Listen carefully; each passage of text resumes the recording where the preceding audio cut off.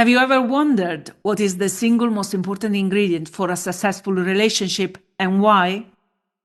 Or perhaps what is the one small habit or practice that can make or break a relationship? And what are the tools we can all employ to build a long-lasting relationship? Join me after the intro for a conversation with a very special friend with whom we will answer this and many more questions. So grab a cup of coffee, settle in, and let's start.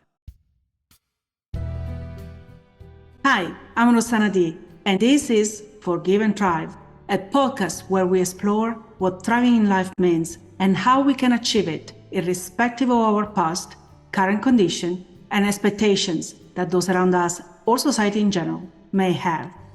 Let's go. Welcome to the Forgive and Thrive show.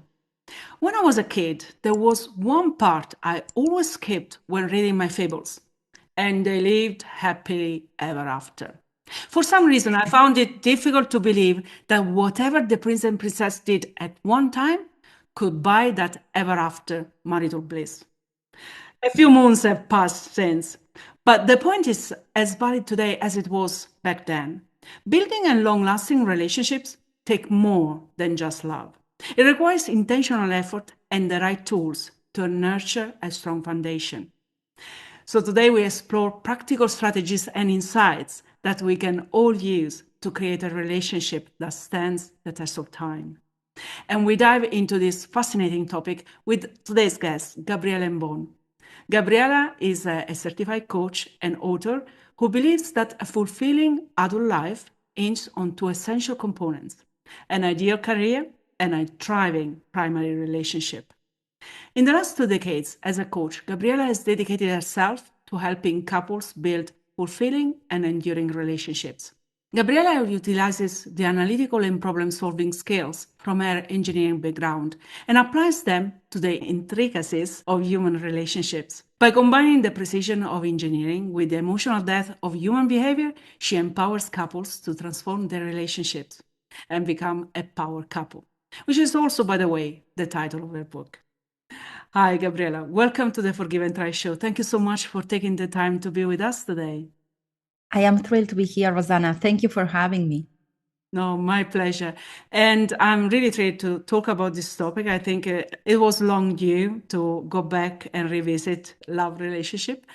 But before we go into that topic, I really would love to start with you and your journey, and in particular, what sparked your interest in understanding love and what creates a long-lasting relationship. Well, I would like to refer to the way you started the podcast because it's so true. So in my case, born in Argentina, I'll tell you, I was influenced by the Disney movies, the princess movies, the happily ever after, right? And the romantic movies, where it feels that the journey ends at the altar. But I was also influenced by telenovelas. That's very common in South America. And none of them were the best examples. But referring back to what you were mentioning, the concept of happily ever after may make us believe that the journey ends when you get married at the altar. That's it. That's the happily ever after. There's nothing else that needs to be done. And of course, that's far from the truth. The altar is just the beginning. But back to your question. So first of all, when I became a coach, I started working with people not necessarily on the topic of relationships. But as I was coaching individuals, I realized the level of disconnection that people experience with their partners. I truly realized that there is a connection crisis. And when clients were sharing how they do relationships, inside me, this is clear, not the best way to build a connection.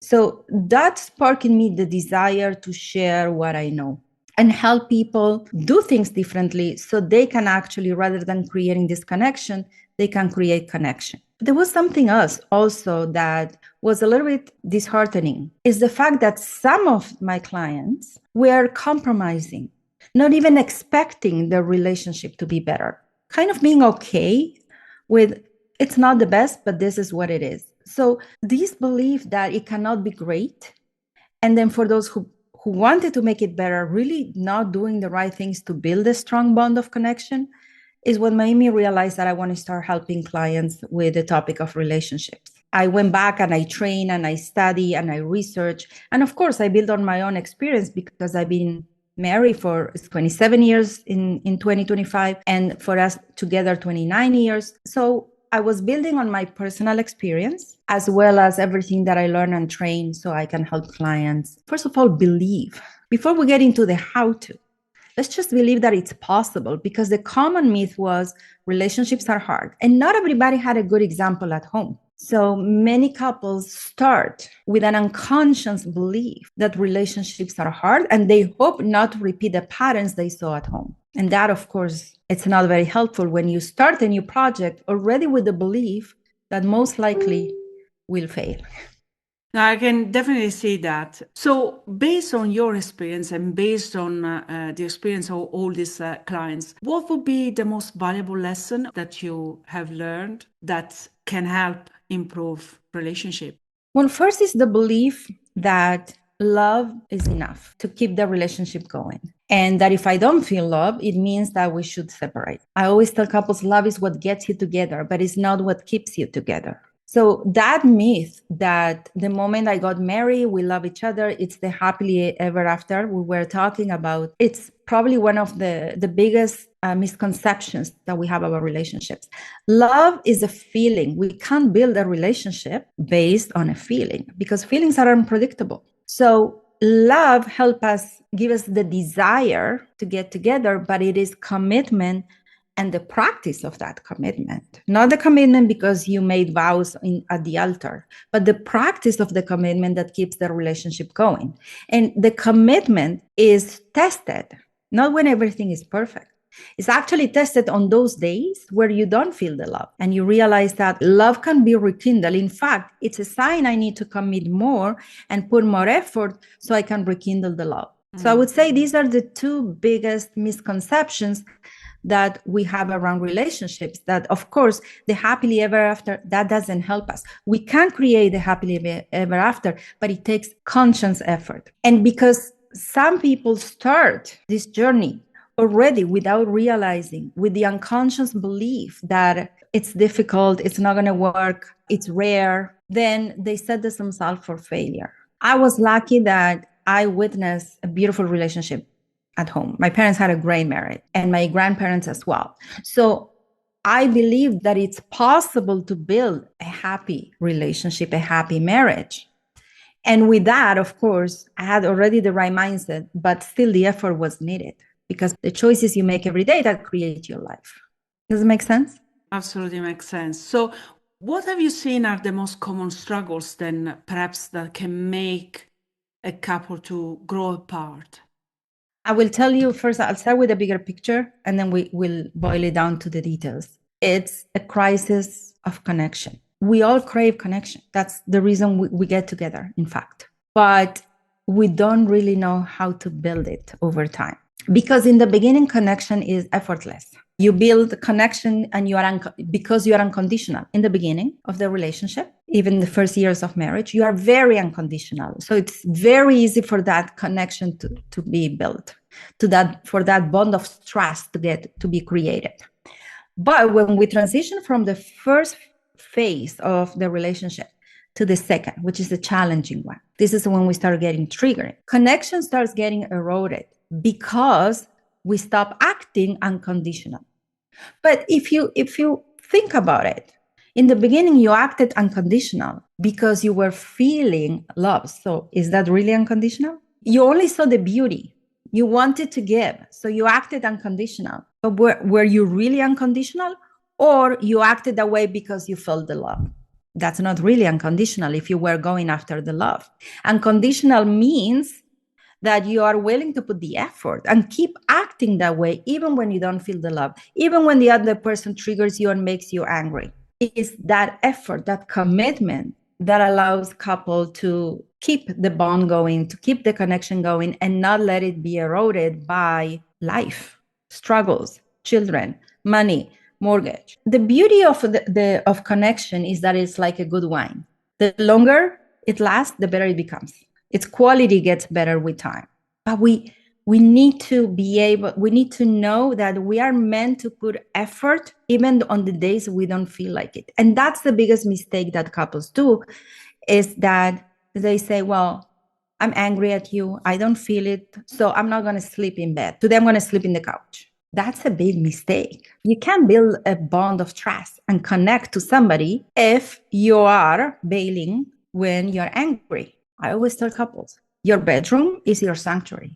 It's the sanctuary of the marriage, specifically the bed. So under no circumstances you leave the bed. So you're angry, don't go to the couch. Turn around. You don't need to talk tonight if you don't feel ready to talk. You don't have to hug, but you don't leave the bedroom. So that's one big mistake, because that sends a signal to your partner. I'm not sure I'm committed to you. Today I'm not.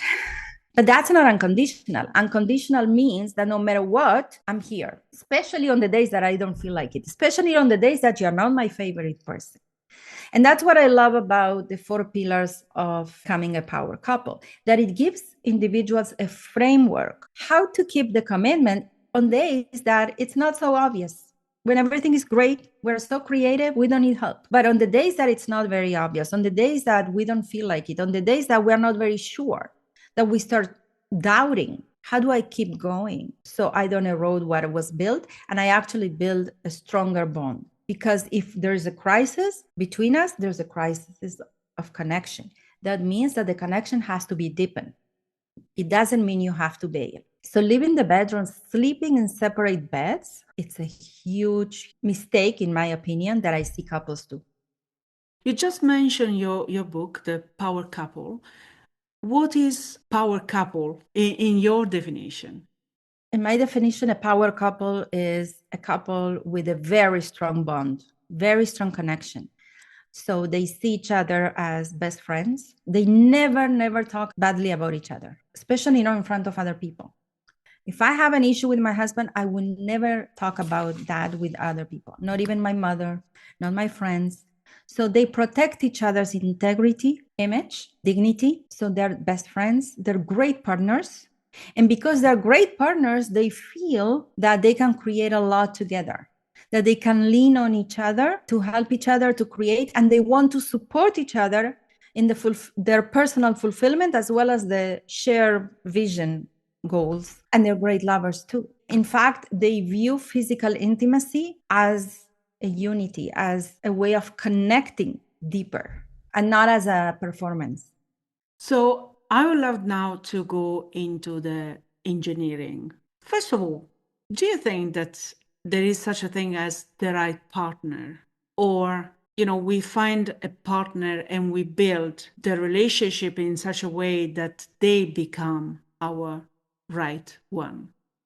I think that yes, there are certain people, or we call these soulmates, that we are more inclined to be with, or a very compatible soulmate. And people can feel who's compatible to them. And that's why we date in the beginning, right?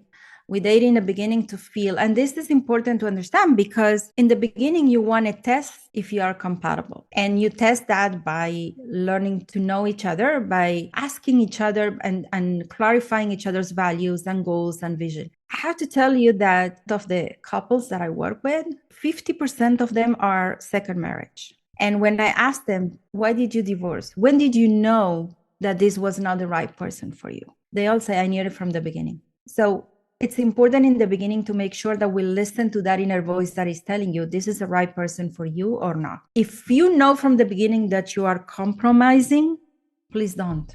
I know it's not easy. I canceled my wedding a month before because I knew I was compromising. It's much easier to look for instant gratification and go with the flow and just keep things as they are, and then believe that we're going to change our partners. So one thing is important when it comes to engineering. You want to set yourself up for success.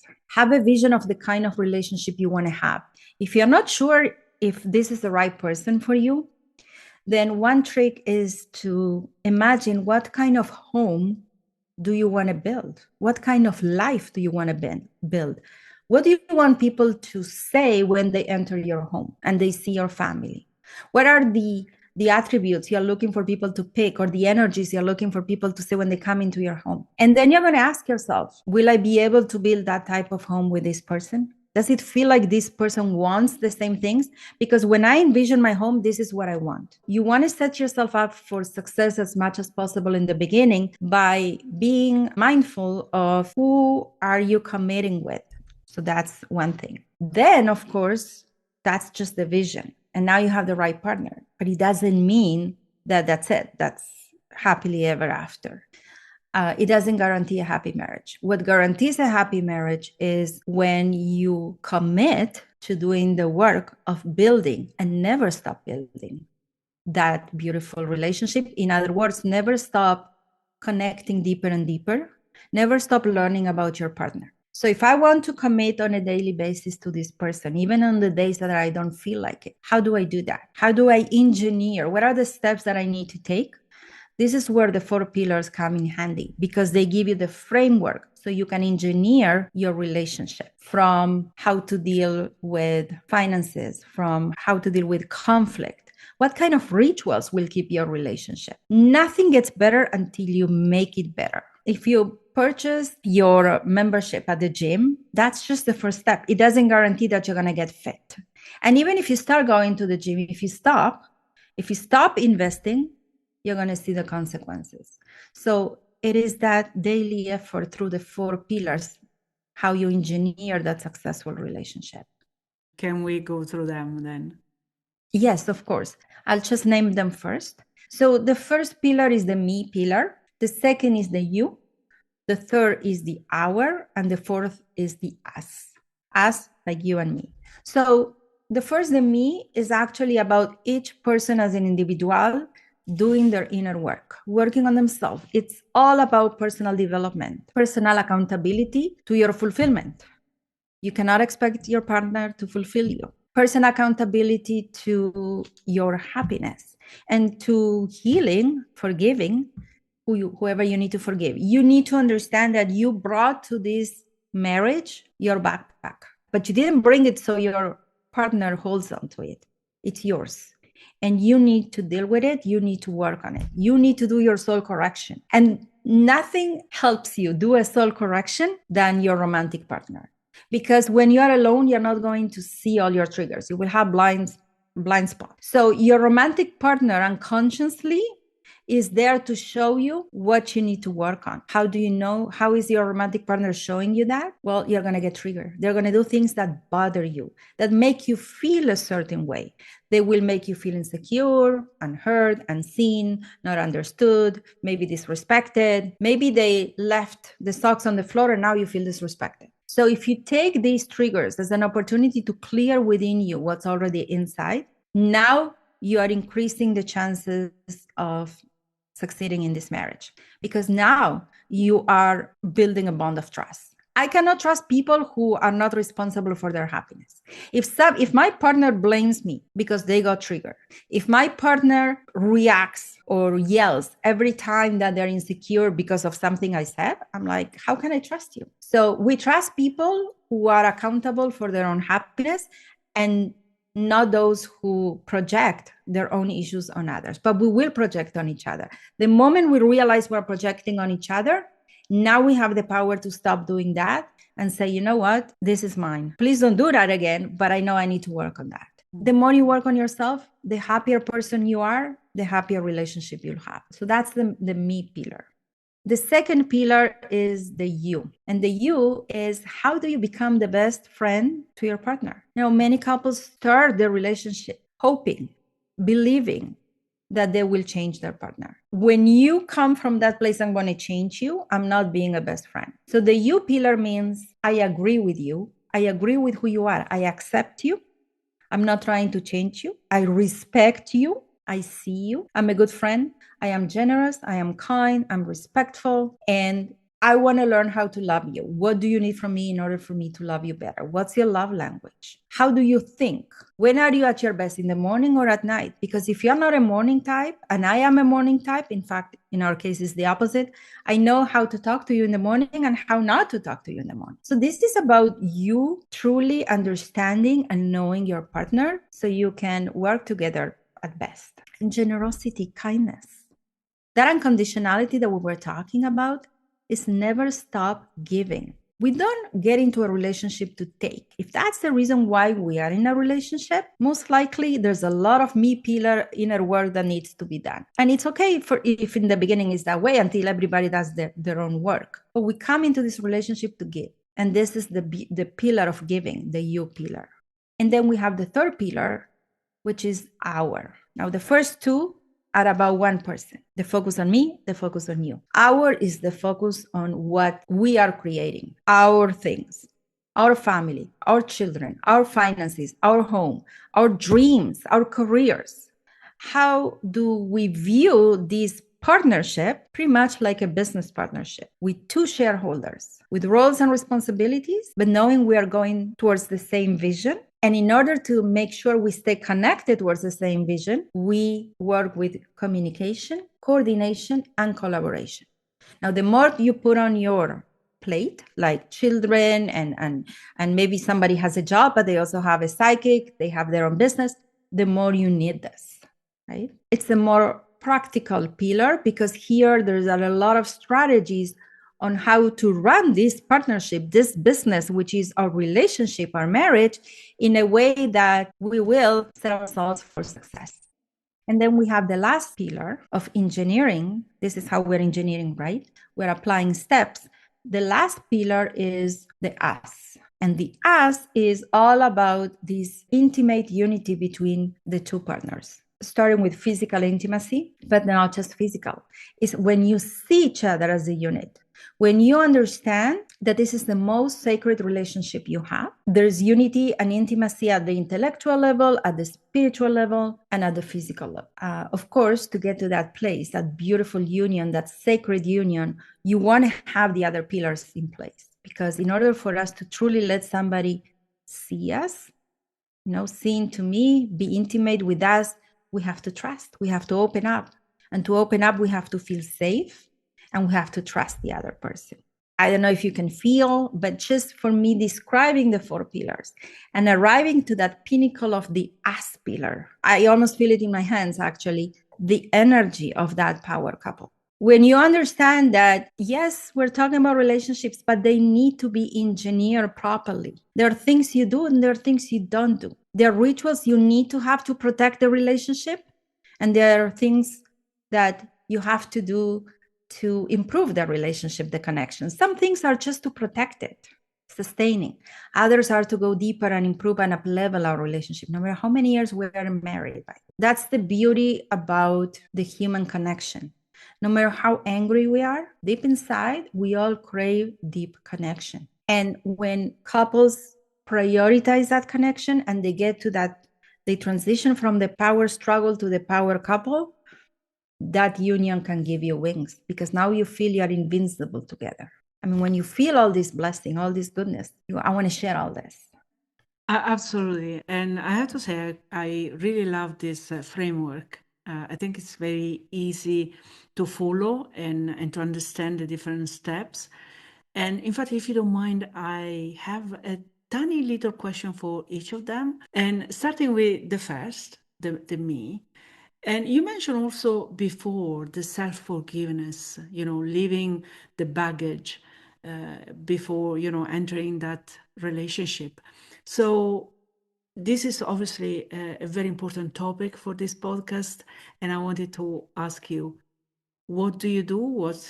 What are your suggestions, advices in that case, and how forgiveness can help perhaps releasing whatever we have to release from our past? I think forgiveness is crucial because it's the only way to heal. If we are not forgiving, then we are going to go after justice. So individuals who seek justice, they're very much caught up in who's right and wrong. And that can make us feel that we're not in the same team. The only way to heal is to stop looking for justice and to seek healing and forgiveness. And when we learn to forgive, then we can also trust the other person. If I know that this person is not easy to forgive, and I'm not saying that you want to forgive just like that. Of course, there has to be a healing process done, and you have to talk about what happened if you were having a conflict and make sure you do your best to not hurt each other again. But you're not going to open up to somebody who's not willing to forgive. learning to forgive ourselves for past mistakes, realizing that nothing is actually a mistake, everything is a learning opportunity. Also realizing that I think when it comes to self-forgiveness, we tend to hold regrets on things that didn't go well. I was in a marriage, ended in a divorce.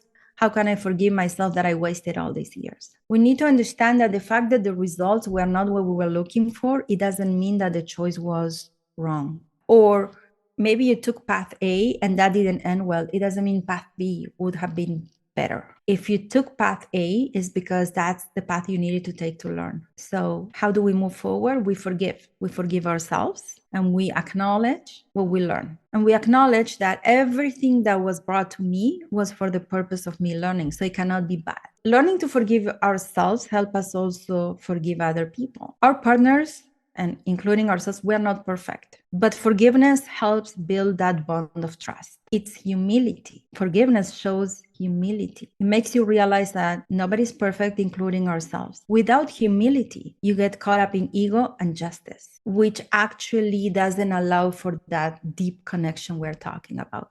Because that deep connection we're talking about is from soul to soul, not from ego to ego. I cannot connect to your soul if you don't humble yourself.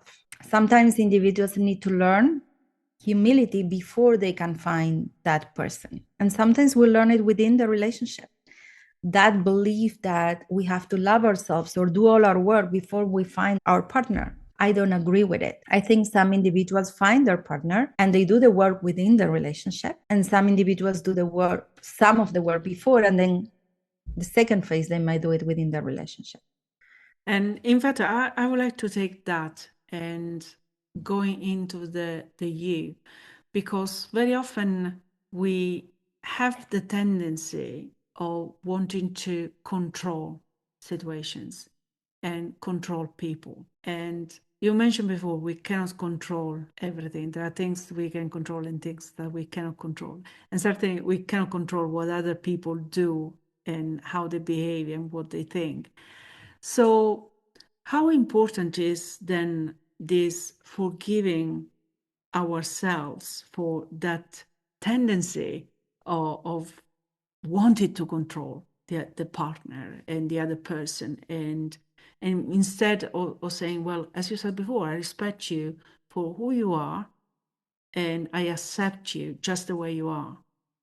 I think without that, it's very difficult again to build that bond of trust. I think if we come from a place that I want to change my partner, I'm not coming from a place of giving. I'm coming from a place of taking. So you need to ask yourself, why do you want to change them? You know, I was talking to a couple yesterday and they were supposed to go to an event where there would be this couple who are in their second marriage, but the ex-wife would be there too, and the respected families. So it's a little bit uncomfortable because the new wife and the ex-wife don't even talk to each other.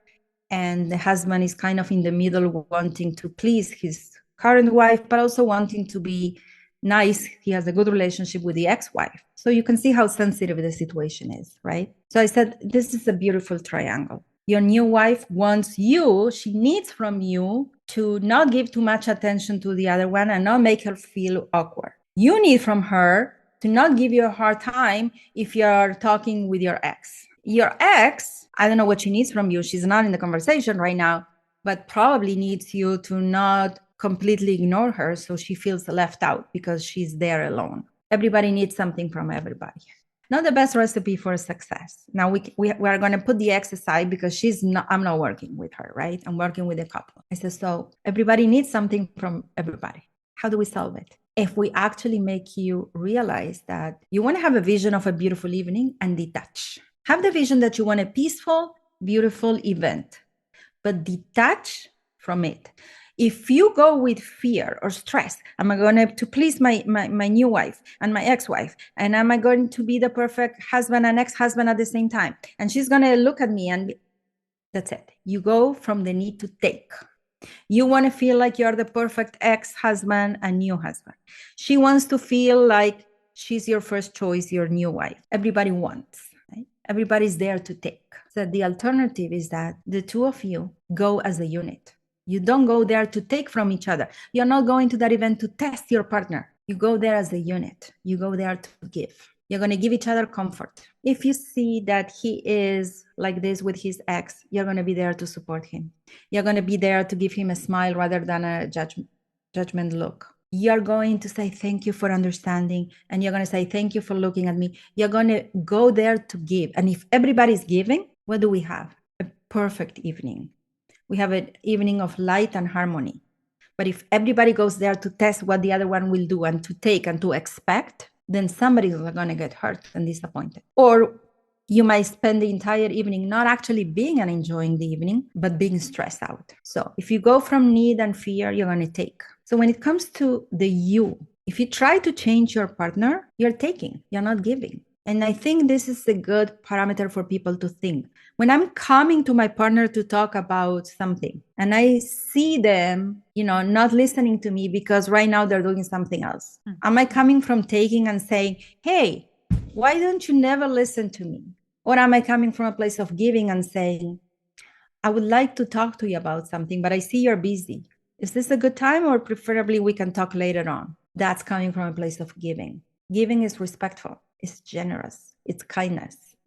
It makes a big difference. It feels different. So now going from the you to the our. So when we create everything, whatever vision of how the couple has to work, how do we do that? Especially, in nowadays, perhaps 100 years ago, there was a very strict way of life where the woman was at home with the children, the husband was working outside, and everybody was happy. Nowadays, life is a little bit more complicated than that. And perhaps there are situations where the two partners may want different things. So, how do you align those different wants to create a shared vision as a couple? So, it starts, first of all, by communicating. For the most part, it's not very difficult to align if you are discussing what do you want to create in the next year, in the next 5 years, when do you want to retire, if you are getting close to, so whatever are the next steps. And then you also include each individual dreams, hopes, and moves. The key is in the communication and the coordination. Many times couples don't even know what their partner wants, what their dreams are, what their aspirations are. So this is where you really want to start with communication, so then you can coordinate and you can collaborate. Every time that there are things coming up, and sometimes I go through, for example, when I was launching the book, there was a lot going on. I was launching also my new website. A lot of things were happening. I was going to Toronto to speak at a competition. And I remember being really overwhelmed. What is overwhelmed? Overwhelmed means we need to sit, talk, so we can feel we're in this together. And I remember I told my husband, we need to talk because there's a lot going on that you're not aware. And I need to make sure that we're there for each other. And we are fully supporting each other and things are taken care of. So we love doing these. In the book, you have a very strategic way of communicating on a weekly basis. And I'm not talking a weekly day. This is more coordination, weekly, monthly, sometimes daily. But there's one call on demand. On demand means that whenever there's a lot going on or one of the partners feels that there's a disconnection, that they are not being fully supported or understood, this is when you say, we need to talk, we need to sit. And we love doing this going out, actually. I remember going out for dinner, but also taking a notebook. So first we ordered a drink and we kind of did all the business part. Like we were taking notes and planning. I brought a calendar, we were planning. And then when that part was over, we put that aside and we actually ordered our meal and we had a nice date. Sometimes when we feel like we're at the verge of a new phase in my business or in his career, we go for what we call a company retreat. Now that company is him and me, but we will go for a weekend so we can plan what's coming. And I can tell you that before I started writing the book, we did that. We went away for a weekend so we can get away from the day-to-day, clear our mind, but also talk about where we're going. Nothing is automatic. You can improve, you can up-level what you don't pay attention to, coordinate, and talk about. So it's all in that connection. The connection is what allows you to create more. But that connection has to be prioritized. Absolutely. There is one aspect, actually, you already mentioned before, and the word is conflict. And I remember talking with a coach, and she said, life is coming in and out of conflicts. Problem is not the conflict that you may have, but how you deal with it, how you navigate that Very true. situation. Which I absolutely loved it. So, what would be your advice on navigating differences in a way that respects the me, the you, the our, and the us? So in the book, we have such a nice do's and don'ts. First of all, some people, when they go into conflict, they find it very easy to express themselves and their needs and what they feel. So for those individuals, I suggest writing down what you want to say. Writing down what you want to say allows you to not freeze when you're talking and also not to go into defensive mode. So the first thing is to understand that conflict is healthy. It's what allows you to get to the next level. Couples who never fight, it's not a very healthy sign. I'm not saying you need to fight all the time. And ideally, it's not a fight, it's a conflict. But healthy conflict is good for the relationship. There are certain rules we always go in and discuss when we are in conflict from the perspective that the goal is for us to be in the same team no matter what. There's no winner. We don't go to fight. We're not opponents. We are in the same team and we need to discuss something in order to get to the next level. So we also follow certain rules, if you might call it. We never call each other names. We never try to put the other one down. We try not to bring the past. I know for women it's more difficult. I know that. But we try not to say, oh, because last year you did this and this. No, we don't do that. We refer to what's going on right now. And without going into blaming, but saying how we feel and what's bothering us with the intention of resolving it. Now, if we are very, very angry, okay, we got really triggered and you're feeling a lot of emotions, anger, sadness, doesn't matter what you're feeling, it's better to first pause and then talk about it. Because the last thing we want is to use our partners as a punching bag. Going back to the first pillar, we should not use our partners as a punching bag. So if I'm coming to you to take all my frustration out, I'm taking energy from you. I'm not coming to resolve. I'm using you as a punching bag, and that's not fair. So we want to come from a place of resolving and as much as possible humility and really say what bothers us, how we feel. You know, when you start with how we feel, it's difficult to say you shouldn't feel that way, right? Because feelings are feelings. So like sometimes my husband says, well, I don't agree, but if this is how you feel, I'm not going to argue with that. I remember once my husband, we were having an argument and he said, I don't understand. In that moment, I could feel my coping mechanism, my anger, emerging, and my coping mechanism being, well, that's fine. I don't need you to understand. In fact, I don't need anything. I can be independent and do everything on my own. That's my default. That's my coping mechanism, to say I don't need you and just be strong and independent. But that's where the personal development, the me pillar comes in place. Rather than going into my coping mechanism and saying what I feel like saying, I paused and I said, am I building connection here or am I building separation with this? I said, clearly, if I say that, I'm going to build separation. So I caught myself and I said, would you like me to help you understand me? Which took letting my ego calm down, you're not getting a tantrum, and putting my humility in front and saying, would you like me to help you understand me? So that means rather than retracting and saying, I don't need you, I came back from a humble place, wanting to build a bridge of connection and understanding. So it's a lot of awareness, but it's much easier to do this when you actively work on the first pillar, the me pillar. That's why the order, right?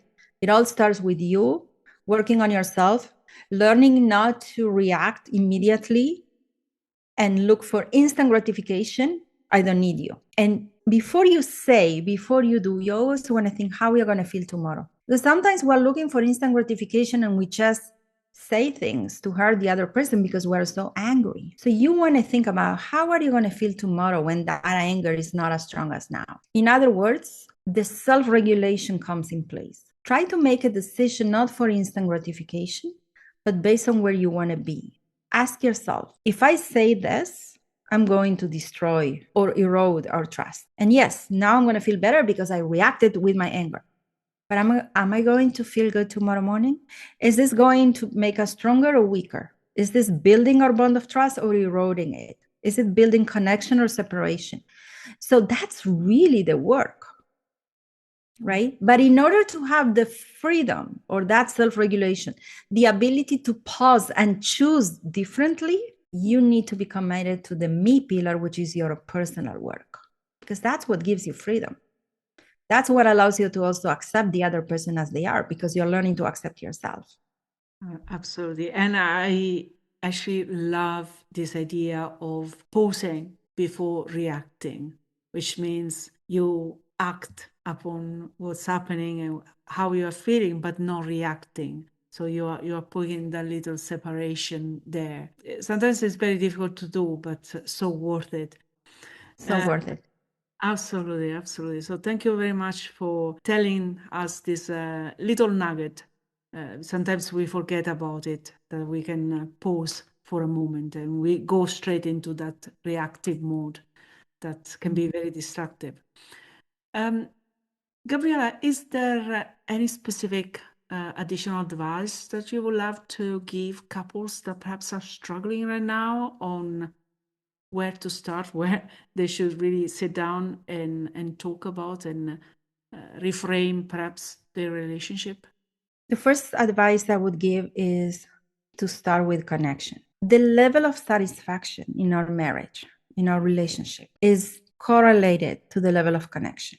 The way we argue or resolve conflict, it's all correlated to the level of connection. But what's beautiful about that connection is that it's not a mathematical constant. It's not an equation that it's constant. No, the level of connection can change and it fluctuates. Some weeks we feel more connected than others, and that's fine. You want that dynamic in the relationship. You want a relationship to be dynamic and vibrant and have that pull of in and out. It's actually healthy. But know that connection can always get better because we all crave it. So before you jump into solving all the problems, I suggest building strength by prioritizing connection, and think about what do you know that your partner actually needs, appreciates in order to feel connected. But there are some things that are universal. For example, touch and physical connection. And I'm not talking about sex. Some couples stop kissing in the morning or hugging. We stop kissing and hugging. So I always tell couples, when you wake up in the morning, turn to each other and just hold each other, hug, or maybe put your head in your partner's chest just for a minute. Just feel that, the body to body connection. When you say goodbye in the morning, doesn't matter who leaves the home first, kiss each other and look at each other in the eyes for 30 seconds. When you come home, whoever came home first, and you hear your partner opening the door, go and greet them. I actually do that, not just with my partner, I do that with my children. They come from school, I go and greet them. If I am available at that time, I will go and greet them, because nobody wants to come home and say, anybody home? That's not a good feeling. When you come, your home needs to feel your safe haven. So environment is very important. If you want your relationship to start shifting, before you go into the problems on how you deal with certain aspects, let's say how intimacy, money, whatever it is, make sure that the home feels like a safe haven. When you greet each other, when you say goodbye, when my children go to school, I go to the door. I actually go with my golden. And we have this ritual. But these rituals of the morning kiss, the hug, the greeting each other, the saying goodbye, rituals are meant to build a connection. This is what a ritual does. It builds a connection to something that is meaningful to you. Is your partner meaningful? Is your relationship meaningful? Then start building the rituals of connection.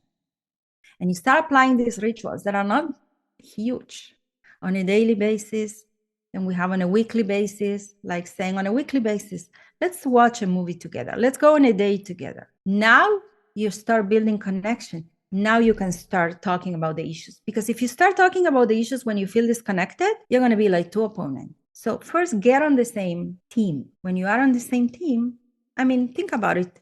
What do companies do when productivity declines? They do team building, right? Before they talk about the productivity, let's get everybody together. Let's make everybody feel they're on the same team. This is exactly the same. So that would be my advice. Beautiful. And with this, I think it's a perfect moment to get back to you and asking what you are working on or planning for. I know there is the book that we can see behind you, the Power Couple. What else is in your pipeline? Yes, so first of all, I would like to say that your listeners can actually download the prologue of the book and get a glimpse into what the book is all about. And they can do that for free. I'm sure you'll share the link. It's so becomingapowercouple.net gives you a prologue for you to take a look before you purchase the book on Amazon. And we're going to be having, we have a workshop for Valentine. I'm not sure this is going to be aired before Valentine, but we're going to be having more workshops to help couples connect. So it's going to be posted everything on our website, gabrielaembon.com. Fantastic. And as always, we will put all these links in the show notes so our listeners can get in touch with you and learn more about what you do. Gabriela, very final question. If there was one take-home message that you would love everybody to remember from this conversation, what that would be?